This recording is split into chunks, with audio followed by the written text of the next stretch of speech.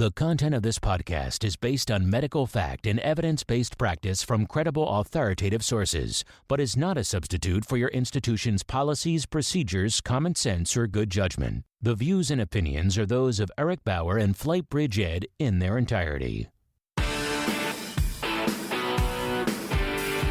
This is the FlightBridgeED Podcast, critical care and emergency medicine education for nurses and paramedics. Here's your host, Eric Bauer.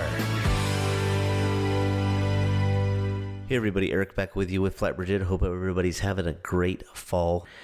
Just wanted to take a few minutes and just continually say thank you for the following, for buying the Ventilator Management, a Pre-Hospital Perspective book. It's continually the number one bestseller on Amazon in critical care, so that's just blowing my mind. So thank you so much for just supporting me, supporting FlightBridgeED, and for all the great comments we've had so far on the book. One of the podcasts I've been wanting to do for quite some time is something related to 12-lead EKGs. 12-lead EKGs have always been a passion of mine. I've always loved EKG interpretation and 12-lead interpretation. For those of you that don't know, I was very fortunate to be involved in one of the first STEMI programs in the United States back in Southern Oregon in the late 90s when it kind of got off. And into like 2000, 2001, Dr. Brian Gross out of Rogue Valley Medical Center established a STEMI protocol. And so there was multiple instructors that were trained. I was one of them to go around our two counties that were close to us and put on 12-lead classes. And I just absolutely loved it. Thought it was the coolest thing in the world.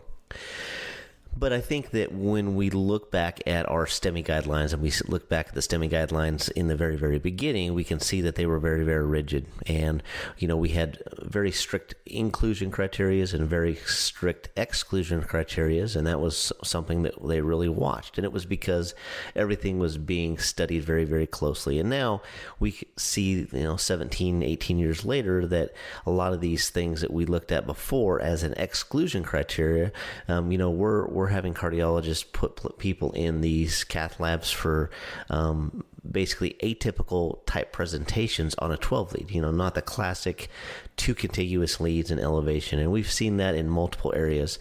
So I'm going to probably do this podcast. This is going to be a Nightmare Series podcast on a really cool case. But then we're going to also discuss in further podcasts the new evidence-based approaches to 12-lead interpretation, regarding fascicular blocks, bifascicular blocks, trifascicular blocks, looking at AVR as a diagnostic lead instead of looking at it as a benign lead.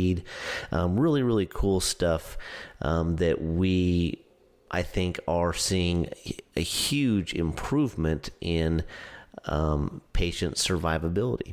Patients that may not have went to the cath lab before are going to the cath lab, and they're finding very pronounced disease processes. So I think that's pretty cool. I think that, as I've said in many of my review classes when we've traveled around, that I think this is one of the biggest things in medicine, specifically pre-hospital medicine, that I see has made a huge difference. And so I continually try to keep up on all the new stuff, the new science.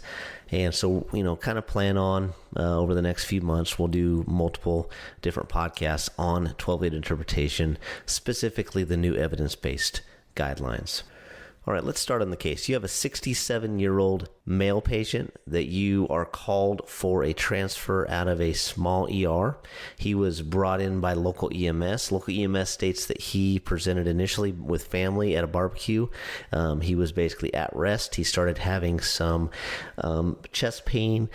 Chest pain started radiating into his back, and then he had a syncopal episode. And after the syncopal episode, his mentation hasn't been the best. He's kind of looking like he's had a small little stroke, just based on the initial assessment.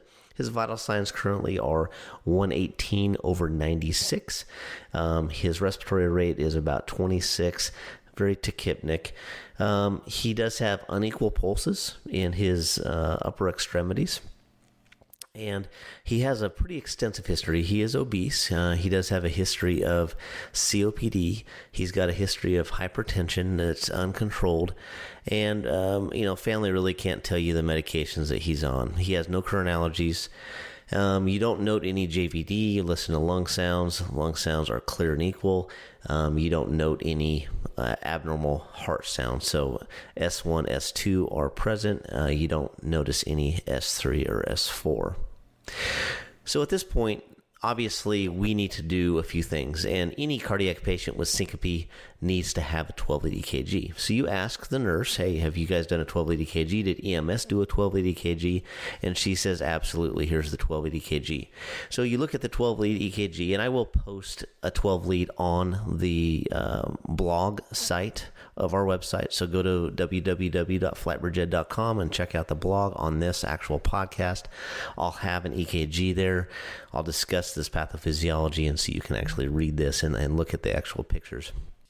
So we have a few things here, and one of the things you need to kind of keep in mind is we have a cardiac presentation, but we're also having a neurological presentation. And why would you have that? That doesn't really fit, right? Patients usually don't have a stroke and an MI at the same time. So what's causing that interruption of blood to the brain? So we have to kind of be having that high index of suspicion. And I talked about this earlier as far as I gave you a really big clue. And that clue is he has unequal pulses in the arms. That's a big, big deal. And that's one of those simple assessment skills that you need to always do. You know, I've been doing this a long time, as everybody knows, and I still, on every single patient that I go in on, if we have a flight, whether it's a scene flight or a transfer, every single one, I listen to lung sounds, because I learned really, really early in my career that you're only as good as your understanding of somebody's lung sounds. Lung sounds, heart tones, obviously heart tones, I don't feel like I'm really confident in that area, but lung sounds, I feel pretty sharp in that area because I've listened to thousands of patients' lungs and their lung sounds. So you listen to their lung sounds, that's very, very important. And then just reach down and feel a radial pulse. That kind of is a comforting thing. It's a good bedside manner technique, and it also tells you really, really quickly, what's their pulse? Is it thready? Is it strong? Is it weak? Can tell you a lot of things very, very quickly. So you can multitask your assessment just by visually looking at them. How are they breathing? We already said the tachypnic. I'm listening to lung sounds. I feel for a pulse. And we're doing all those things in the first, minute and a half of our patient contact. And so you can get a lot of things done very, very quickly. So what else do we need to do? Well, we need to do a quick stroke assessment, right? So a stroke assessment, obviously, most of us use the Cincinnati stroke assessment. And what are we looking for? Well, we're looking for their smile. Do they have a symmetric smile? Do they have any tongue deviation? I always have them smile for me, stick their tongue out. I'm going to look at their pupils. So I'm going to look at their facial features, make sure they don't have any facial droop. I'm going to actually have them grip my hands and my fingers and see if their grips are equal or if they're asymmetric. I'm going to have them move their feet. I'm going to have them actually hold their arms straight out towards me and see if they have any gait issues. Are they leaning to one side? Does one arm drop versus the other? Those are things you can do very, very quickly. And again, you're interacting with your patient. So again, we have to look at this from the perspective of kind of a definitive diagnosis. What's going on? Why did this patient have a syncopal episode? Always be thinking cardiac, but remember his pain started in his chest. It was radiating into his back. So what are some things that we can consider?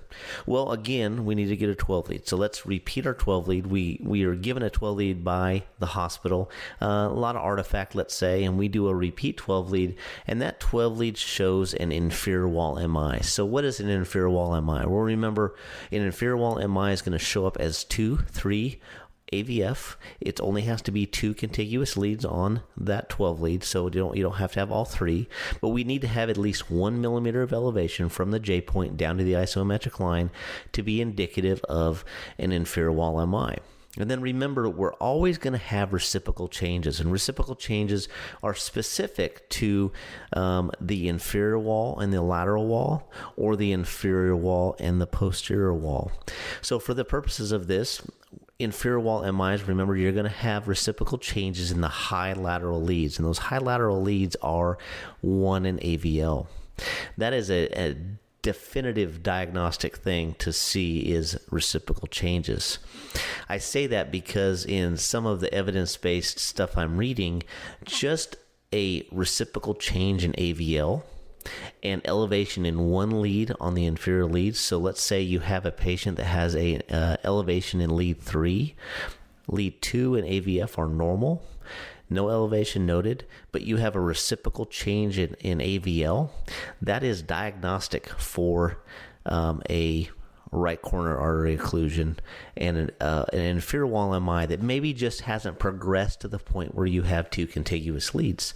I know Dr. Smith on the Smith EKG blog, he teaches this.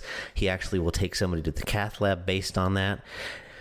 So that is one of those things that we talked about in the beginning of this podcast, where I said that that guy or that female may not have been taken to the cath lab with that diagnostic indicator in the past. So this patient has elevation in, we'll say, 3 in AVF. They have reciprocal changes noted in 1 in AVL. So we know that's diagnostic for an inferior wall MI. We have the reciprocal changes. What else do we need to look at? Well, remember, with an inferior wall MI, we always want to rule out, or kind of the past teaching was we always want to rule out a right ventricular infarction. And at approximately 50% of patients with an inferior wall MI, they will have an associated right ventricular infarction. Now, that's important because, remember, right ventricular infarction patients are very preload dependent. They have a big container failure often, and any medications that are going to dilate that container, dilate that ventricle out, you're going to have a decrease in preload. And we've all had patients that we can remember that we have given a vasodilator medication to, not identifying it as a right ventricular infarction, and seen a big drop in blood pressure. So one of the things we have to rule out in this patient is, does this patient have a right ventricular infarction? Now, there's a few things I want to talk about here. Like I said, the past studies, the past teachings throughout my career have always been do a V4R, so do a right-sided 12 lead, specifically looking at V4R, and that's going to directly point to the right ventricle. We don't need to be doing V5R or V6R. V4R has been shown in research to be 98% accurate for a right ventricular infarction. So one of the things I've always done, just to remind me, is when I put all my leads on my patient prior to doing a 12 lead, I automatically put another electrode on that V4R location. That's just a indicator for me, just a visual indicator that I need to immediately, if I diagnose an inferior wall MI, take the V4 lead off of my normal lead arrangement and put that over on the right side and hit print again and acquire another 12 lead. And that's going to, again, then just specifically look at that right side V4R. And then what we look at is we want to see at least a 0.5 millimeter of elevation. We don't need a full millimeter. A 0.5 millimeter is diagnostic. So I think if you do it early, you plan for this, it's very, very beneficial to do this. Kind of gives you that immediate diagnostic indicator that you have a right ventricular infarction. You need to optimize preload. But some of the new teachings are basically saying that most patients, obviously there's a few patients maybe with an underlying disease process, but most patients, you can just automatically assume that they have a right ventricular infarction because the incidence is close to or equal to 50% of the time in association with an inferior wall MI. You can automatically just treat these patients with preload, optimize their preload, give a 500 cc fluid challenge, see what their blood pressure does, see how they respond to that. Keep looking at lung sounds, keep looking at vitals and heart rate and all those. But we have to remember that I would argue that everybody that's listening to this podcast, including myself, we're probably at least a liter dry. We live dry. Most of us are not super hydrated. And so giving a patient 500 cc's to a liter of fluid is not going to hurt them. Even if they have an underlying, left ventricular hypertrophy or dilated cardiomyopathy, something like that, where they may be on diuretics and things like that. Most patients are going to do really well with optimizing preload. So kind of the new teaching is just automatically think that they have a right ventricular infarction and then go from there, treat that, and don't waste your time actually moving leads around and checking for that right ventricular infarction. So let's get back to our case. So we definitely have diagnosed a right ventricular infarction. We did our V4R. We have a 0.5 millimeter of elevation. So we have the inferior wall MI. We have a right ventricular infarction.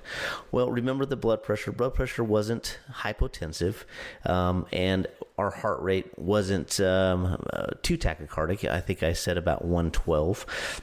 So what is our differential diagnosis? Well, one of the things I wanted to talk about is the phenomenon of a thoracic aneurysm. And we look at thoracic aneurysms, and there's a very high probability of a specific type of thoracic aneurysm, and that's called a Debakey 1 tear. And a Debakey 1 tear basically is involving the ascending aorta.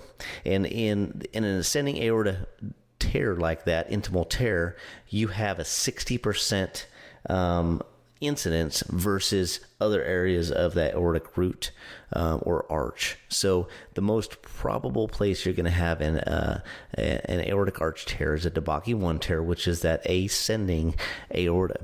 Well, you couple that with there's a very high incidence of patients that will actually have a Debakey 1 tear in association with an inferior wall MI with a right ventricular infarction. Just kind of where that occlusion is, and where that root or that ascending aorta actually intersects into the back of the heart, there's a very high probability. There's also a higher probability when you have a patient that's got uncontrolled hypertension and all the core morbidities that this patient actually has. So this patient is classic for a potential thoracic aneurysm. Well, and that kind of explains it. So this patient was then moved over to the aircraft gurney, loaded into the aircraft, taken to a level 1 facility that can actually do a fix of this tear. You give report and you give the physician that's receiving the report a potential diagnosis based on what you see. So at this point, once we have the diagnosis, how are we going to treat this patient? Well, it's very, very important to understand a few things that we do want to do and we don't want to do. Well, why is the patient having neurological issues first? Well, they're having neurological issues because of this potential tear. Are they having any leakage? Are they having a loss of blood flow to the brain? Well, that's probably what's happening. And so I believe approximately 20% of patients actually have signs of neurological problems or deficits in a Debakey 1 tear or a aortic dissection of some sort. So that's something to always consider. And there's also a very high incidence when you look at actual MIs. 10% of these patients will actually be painless. So they're not going to have any cardiac chest pain whatsoever. They're going to have neurological deficits, but they're actually going to be painless, and they may still show up as an MI on your 12 lead. So again, that kind of goes back to always do a 12 lead anytime you have anything that could be related to cardiac. So any mentation issues, general weakness, syncope, anything like that is a cardiac indicator in my book. That's an automatic atypical presentation. We got to be doing a 12 lead on because you could have a patient that has no pain associated with this presentation. So when you think about this, how are we going to treat this patient? Well, we know we want to give medications to lower that blood pressure, lower that heart rate down, and we definitely don't want to give a medication to this patient that's going to actually add to a container failure, right? We don't want to give vasodilators. We want to just basically slow the heart down. So the best medication for this patient is not going to be nitro. It's not going to be anything like that. It's not going to be morphine. Fentanyl may be a good medication as far as pain goes if you want to treat the pain, because you're not going to have that vasodilatory effect. But specifically, a great medication is going to be esmolol. And remember, esmolol is going to have a very rapid onset. It's very short acting. We're always going to give a bolus dose of 500 mics a kilogram a minute over 1 minute. And then you start an infusion at 50 mics a kilogram a minute, and you titrate that based on how they're doing. So that's one way to go about it. You can also give cardine. Cardine is another great medication for thoracic aneurysm or abdominal aortic aneurysm. And Cardine is a calcium channel blocker, remember. It's a great medication I've found. I think it's very therapeutic. It's very easy to administer. You have to kind of be precautious in patients that are pregnant. You don't want to give it so much to those patients. Any patients with CHF history, or any patients that have any aortic insufficiency. So we want to kind of stay away from those types of patients. But we're going to start this at 5 milligrams an hour, and we're going to increase that by 2.5 milligrams an hour all the way up to a max dose of 15 milligrams an hour. And like I said, I've used this quite a few times. I thought it worked very, very well. So if you don't carry esmolol, you may carry Cardine. And then you could also give labetalol. I mean, if you didn't have these other medications, you could actually give labetalol. Labetalol will work very, very well. Remember, this is a selective alpha-1 medication. It does have some beta effects as well. We're going to give this in doses of 10 to 20 milligrams slowly over 10 minutes, or I should say every 10 minutes. And then you can actually repeat those doses to a max dose of 300 milligrams. So what is our goal? Well, our goal is to try to get our systolic blood pressure down around 90. I think different literature, different protocols probably say 90 to 100 systolic. But if we can get that systolic blood pressure down at 90, really reduce that tension against that vessel, then you're going to be better off. So how do we treat this patient? Obviously, airway-wise, we're going to kind of help them. We're going to put them on an honorary breather. We're going to assist their ventilations. And then if you do see the patient becoming fatigued, you're not wrong for intervening, RSIing this patient and giving, or I should say placing an ET tube and placing them on the ventilator. So we have to also think about medications we're going to give in this situation. Obviously, we've talked about different medications as far as RSI goes. Your fentanyl, we got to use some fentanyl. Don't use another pain medication like morphine. But again, think about this. We don't want to dump this pressure, so we don't want to give a medication that's going to cause any vasodilation.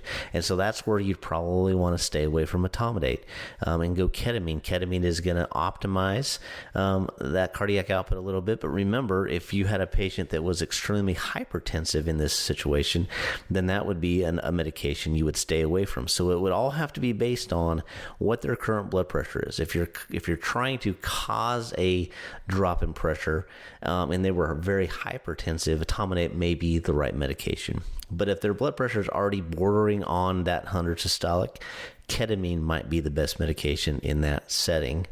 And then we've talked about the whole succinylcholine versus rocuronium. I'm a big person for rocuronium because of just the aspects of the competitive nature of the medication. It doesn't cause the fasciculations, doesn't cause that massive muscle firing, which utilizes and uses up oxygen that we need for other body processes. You can look at those studies on our website. Just go to the studies and research page or listen to the passive oxygenation podcast, and I talk about why you would go with succinylcholine versus rock based on the current research and studies. So at this point, again, you're going to maintain that airway. You're going to try to get that blood pressure down to 90 to 100 systolic just based on your protocol. Just by doing that, that heart rate's going to drop again. You're going to have the associated MI, but we're not going to focus on that. We're not going to focus on giving our nitrates, giving our morphine, doing those things. We're going to focus on getting that blood pressure down. If you identify that this is truly a potential thoracic aneurysm or Debakey 1 tear. And so, again, we don't have a CT scan available. We don't have, any type of ultrasound available or anything that's going to really truly diagnose this other than high index of suspicion. And so you have to look at this based on the neurological presentation. He had unequal pulses. He had also this tearing pain in his back briefly before he had that syncopal episode. And so all of those things associated with the right ventricular infarction, inferior wall MI, should automatically lead you to a Debakey 1 tear and a thoracic aneurysm as the culprit in this presentation. Like I said, I'm going to post a 12 lead on our website. I'll go through this case study on the website and kind of talk through what a Debakey 1 tear is versus a Debakey 2 tear versus a Debakey 3 tear. Kind of do a full blog post on this. I hope you've enjoyed this podcast. Again, this will kind of lead up into other podcasts related to new evidence-based practice. We'll discuss AVR, its diagnostic qualities, like I said, and things like that. And, remember, we're only as good as the continued education and who we collaborate with. So things like this could easily be missed in the field. We could easily kill this patient by not understanding these indicators, these associated indicators and assessment skills that we can clue in on that this is probably a thoracic aneurysm, not a stroke, that this is a big deal in comparison to just a simple MI in how we treat this. As you can see, we treated this completely different. We stayed away from our standard MI type treatment modality. So that's all I got for this podcast. Again, thank you so much for all the support with the Ventilator Management, a pre-hospital perspective book. Got a lot of cool things in the works right now, and I'm very excited to hopefully be able to tell you or talk to you guys about that here real soon.